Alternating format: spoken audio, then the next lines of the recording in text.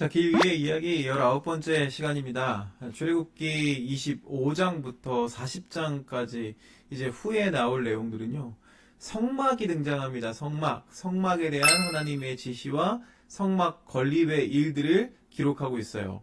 이스라엘 백성의 생활의 중심은요. 성막이었습니다. 구약의 성막과 성전은요. 예수 그리스도와 신약 교회를 상징하고 있는 거예요. 신약 성경에서 예수 그리스도를 성전이라고 부릅니다. 그리고 교회를 예수 그리스도의 몸이라고 부릅니다. 그리고 하나님의 성전이라고 부릅니다. 하나님께서는 모세에게 이스라엘 자손들한테 얘기해서 예물을 가져오게 하시는데 즐거운 마음으로 내는 자에게 그것을 받으시겠다고 말씀하십니다. 성막은요, 이스라엘 백성의 자원하는 예물들로 세워졌어요.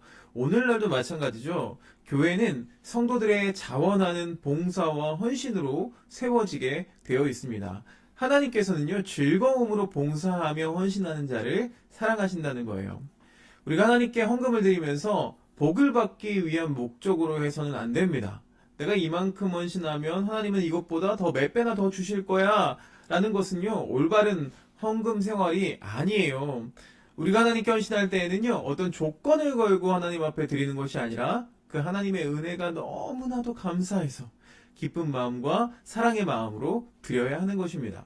우리가 하나님께 단순히 물질만 드리는 것이 아니기 때문이에요. 우리의 모든 마음, 우리의 삶, 나의 전부를 주님께 기쁜 마음으로, 즐거운 마음으로 드릴 수 있어야 한다는 것입니다.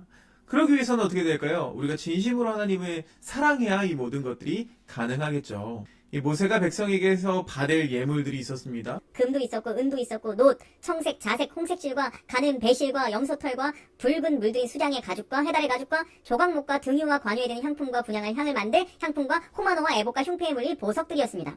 그런데 잘 보면은요, 보석도 있고 뭐 금도 있고 은도 있고 귀한 것도 있지만 구체적으로 말씀하시는 이유는 귀한 품목부터 흔히 볼 수 있는 상필품까지 예물의 종류들을 구체적으로 나열하시는 거예요. 그러니까 우리가 헌금을 드림에 있어서 부한 자나 가난한 자나 어느 누구나 거절감이나 소외감 없이 그들의 귀한 것을 다 사용하시려는 하나님의 꼼꼼하신 배려라고 할 수 있는 거죠. 하나님은 이렇게 가난한 자, 부한 자 할 것 없이 성도들의 헌신과 자원함으로 교회를 이뤄가기를 원하십니다. 만약 하나님의 이런 지시함이 없었다면, 이런 구체적인 꼼꼼함이 없으셨다면 성전이 어떤 모습이었을까요? 아름답고 화려하게, 그래서 가장 좋은 예물만을 사용해서 치장하지 않았을까요? 가난한 자들의 예물은 되게 쓸모가 없어지고 부한 자들의 화려함만 강조됐을 거예요. 그리고 그것은 결국엔 우상과 같은 하나님의 형상을 만들어 놓았을지도 모르겠습니다. 하나님의 이 세심하신 배려가 모든 자원하는 백성들의 예물이 골고루 사용될 수 있도록, 하나하나 귀하게 사용될 수 있도록 지시하신 것이고, 그래서 하나님 말씀에 순종하도록 명령하고 계십니다. 우리가 드리는 이 예배는 우리의 가장 소중한 것을 가지고 하나님께서 원하시는 대로 쓰일 수 있도록 내어드리는 것, 그 내어드리는 것이 바로 우리의 예배이고 우리의 순종인 줄로 믿습니다.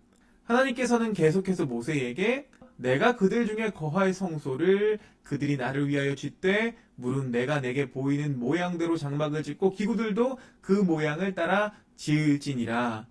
모세의 성막과 또 후에 솔로몬이 성전을 짓는데요. 하나님께서 이스라엘 백성 가운데 거하실 성소였습니다. 장소 소자 써서.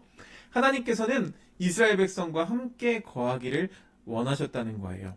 자, 이 성막에 대한 말씀을 보셨죠? 자, 구약의 성막은 이 신약 교회의 모형이라고 했어요. 또 하나님 나라의 모형이기도 합니다. 사도 요한은 태초부터 하나님과 함께 계셨던 말씀이 육신이 되어서 우리 가운데 거하신다 라고 표현하고 있어요. 요한복음 1장 1절 처음에 등장하는 내용이에요. 육신이라는 표현은요, 몸이죠. 몸. 육체는 물론 그리고 인간의 성품 전부를 포함하고 있는 의미입니다. 몸이라는 단어는 태초부터 하나님께서 함께 계셨던 하나님이신 말씀께서 이제 친히 육신이 되어 우리한테 오셨다는 거예요. 이 요한 1서 1장 1절부터 2절에서는요. 영원한 생명의 말씀을 듣고 보고 만지고 증언했다라고 말하고 있습니다. 보고 만지고 몸이 있다는 거죠. 이는 영원한 생명의 말씀이 완전한 인간인 예수님이 되었다는 거죠. 우리 가운데 거하셨다라는 표현이 바로 구약의 성막을 떠올리게 합니다. 거한다는 단어가 이 장막 안에 거하다라는 의미이기 때문이죠. 요한은 하나님께서 광야의 성막에서 거하셨고 또 백성들을 만나셨던 것 같이 이제는 육신을 입으신 예수님을 통해서 우리 백성들 가운데 거하신다고 강조하고 있는 거예요. 그리고 요한은 우리가 그의 영광을 보았다고 말하는데 이는 구약에서 성막에 가득했던 하나님의 영광을 떠올리게 하는 부분이죠.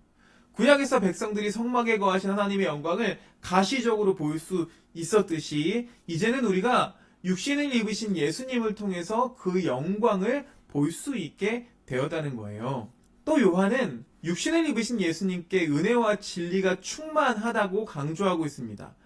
이는 예수님께서 바로 은혜와 진리의 원천이고 그분을 통해서 은혜와 진리를 받을 수 있다는 것이죠. 요한이 설명하는데요. 은혜와 진리는 예수 그리스도로 말미암아 올 것이며 육신이 되신 예수님으로 말미암아 우리가 은혜 위에 은혜를 받게 되었다는 거예요. 더욱 완전하고 충만한 은혜가 예수님의 은혜가 더하여져서 이루어졌다는 거죠. 그러니까 예수님은 율법을 완성하시는 분, 은혜를 완성하시는 분이라는 거예요.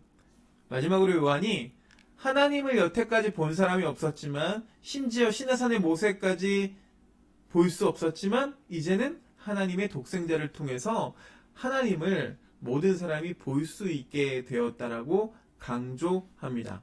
하나님과 함께 계셨던 말씀, 곧 하나님과 함께 계셨던 그 예수님께서 육신이 되사 우리 가운데 거하심으로 하나님이 온전히 드러나게 되었다는 거예요. 그 예수님이 오심을 기대하며 소망하는 절기가 대림절입니다. 대림절 두 번째 주일 함께 있는데요. 오늘 이 찬양을 함께 나누고 싶었어요. 성육신이라는 찬양인데요. 인카네이션, 하나님이 이 땅에 몸을 입고 오셨다는 거예요. 그 성육신을 찬양하는 가사가 굉장히 좋은 노래인데요. 이 노래는 제가 불렀습니다. 그래서 이 찬양을 함께 나누며 오늘 이 말씀을 마무리합니다. 은혜와 진리가 충만한 여러분의 삶이 되시길 주님의 이름으로 축복드립니다. 그를 믿는 자 하나님